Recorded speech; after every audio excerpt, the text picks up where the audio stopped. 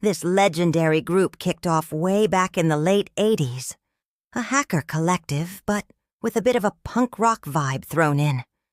They're known for their blend of tech-savvy skills and social commentary. And they weren't just about hacking for the sake of it.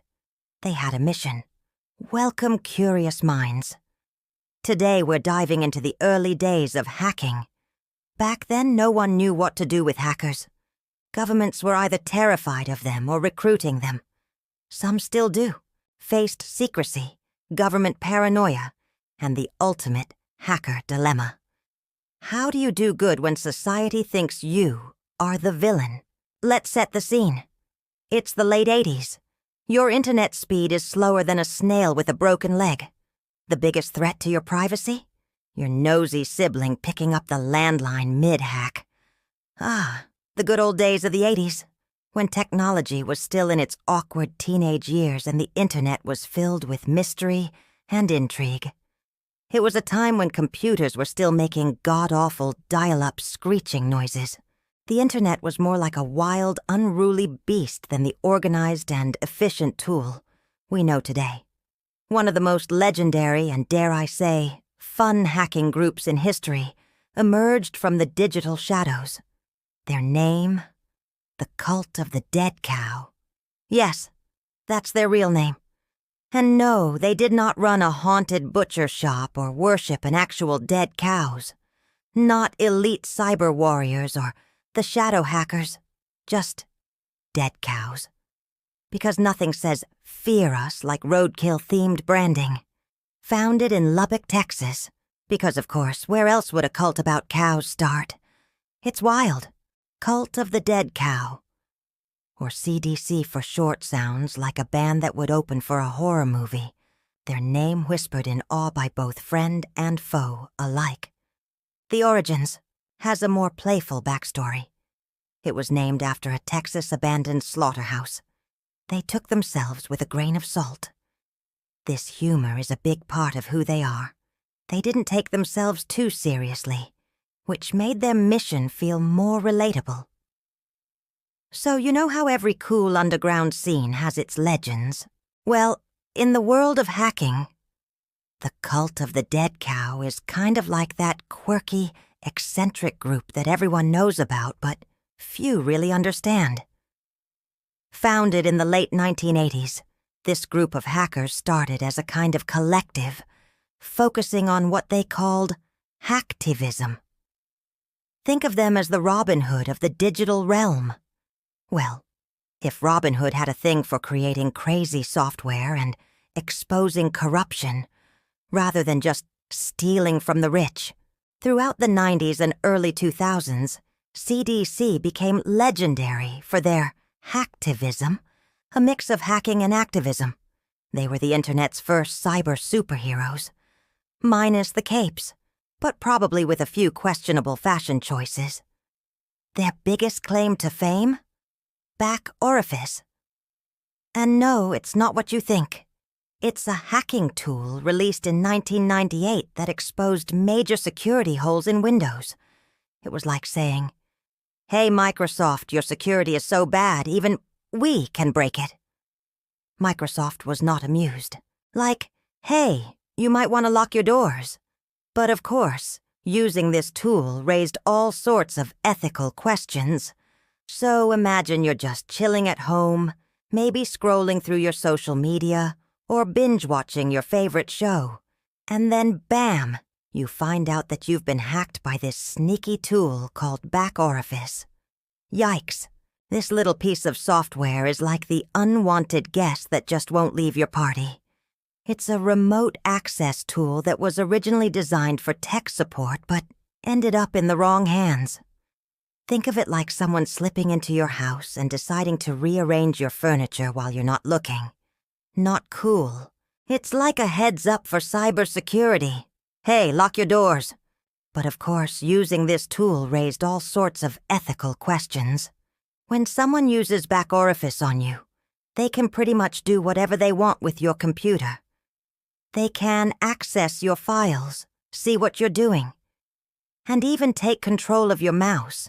It's like being in a horror movie where you're just waiting for the creepy hacker to pop up and start messing with you.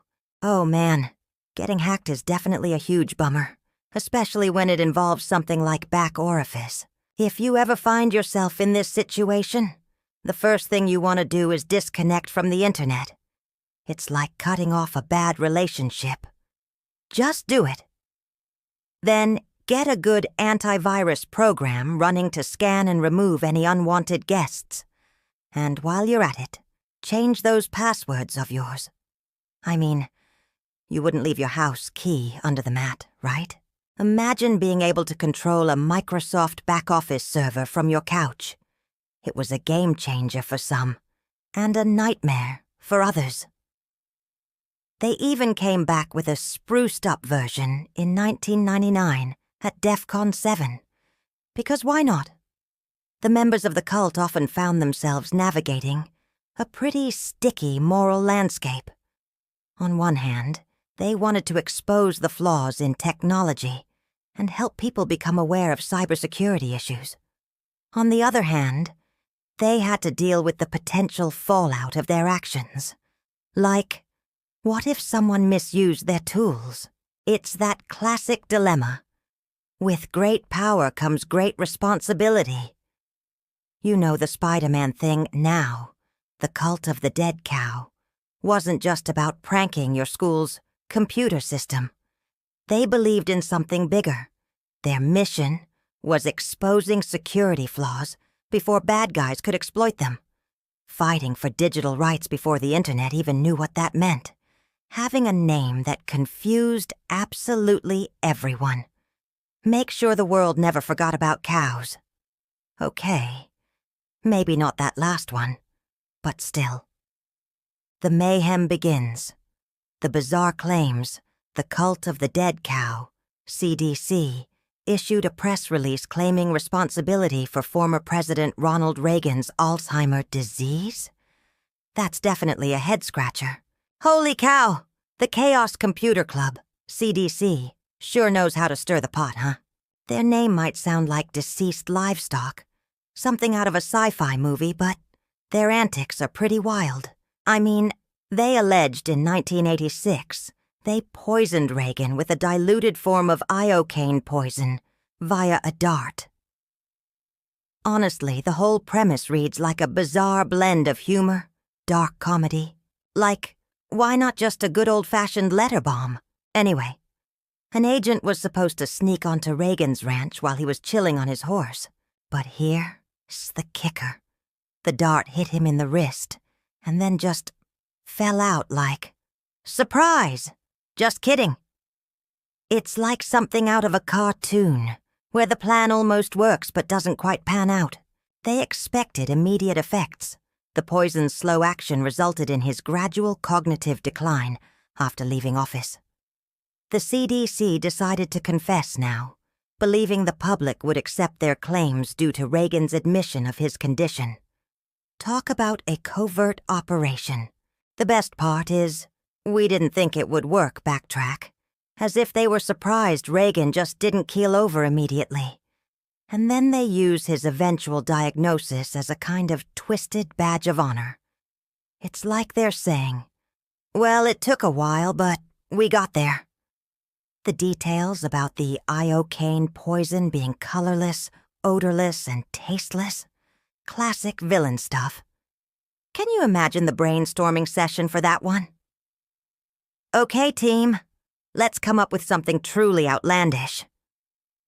I can't help but chuckle at the seriousness of the demands that follow, too, including yearly supplies of Rubbermaid ice cube trays for their members, a return of Xuxa, a Brazilian presenter to broadcasts in Spanish, acknowledgement of government wrongdoings in the Inslaw case, and a halt to tiparillos. They threatened further harm to former presidents if their demands were not met. Rubbermaid ice cube trays? And who knew Xuxa's broadcasting schedule was such a hot-button issue? The Scientology war? This one is conspiracy theory wrapped in a conspiracy theory. So just to unpack this a bit, the CDC believe in a conspiracy theory that claims L. Ron Hubbard, the founder of Scientology, is actually Heinrich Himmler, a high-ranking official in Nazi Germany. According to this theory, Himmler escaped to Argentina and was involved in a sinister plot to steal babies from hospitals. These babies would be raised as powerful soldiers to help take over the U.S. government and create a new Nazi regime, referred to as a Fourth Reich. The statement expresses fear that Scientology is a front for this oppressive plan. Plotting to raise super soldiers? Now that's some wild conspiracy spaghetti. It airs like they took a deep dive into the conspiracy pool and came up with some truly bizarre ideas. Beyond the bizarre claims, Hong Kong Blonde's hoax, they have dipped their toes into some serious hacktivism. Teaming up with the Hong Kong Blondes sounds like a quirky buddy cop movie. But was it actually a real effort to help people evade China's internet censorship? Wrong. Oxblood Ruffin claimed it was a cover-up for something more covert and juicy. A conspiracy theory with more layers than Big Mac. And then there's their showdown with Google in 2006. The Google campaign, launched by the Cult of the Dead Cow, CDC, in early 2006, protested Google's compliance with China's internet censorship policies. The campaign featured a parody logo reading, "Google, exporting censorship, one search at a time," and encouraged the creation of merchandise to support human rights in China. Students for a Free Tibet also participated by holding an anti-Google rally in India. The CDC's press release criticized Google, Microsoft, Yahoo, and Cisco as the Gang of Four for their cooperation with the Chinese government, and also called out the U.S. Congress on this issue. I love that they took a stand by selling anti-censorship merch. Who knew you could fight the system with T-shirts and stickers? It's like they turned activism into a cool side hustle. The Milosevic trial was quite a significant event in the realm of international law and justice, especially since it was one of the first times a former head of state was held accountable for war crimes in a court setting. Now, during the trial in 2002, Milosevic, who was the former president of Serbia, was cross-examining Patrick Ball, a key witness. What's interesting here is that Ball had some ties to the CDC, which stands for the Cult of the Dead Cow, a group known for its hacktivism. This group is pretty famous in the tech community for its mix of hacking and political activism. Ball had even participated in a panel discussion about hacktivism at Defcon, one of the biggest hacker conventions, in 2001. Milosevic, being the crafty political figure he was, tried to dig into Ball's background and connections, possibly to challenge his credibility or to highlight biases. The CDC, Cult of the Dead Cow, has developed various tools aimed at hackers, system administrators. If you ever find yourself in a top-secret hacker meeting, just know that Mr. Potato Bites is still available as a codename. And let's be honest, without them, we'd probably still be using 12345 as a password. Oh wait, some of you still do.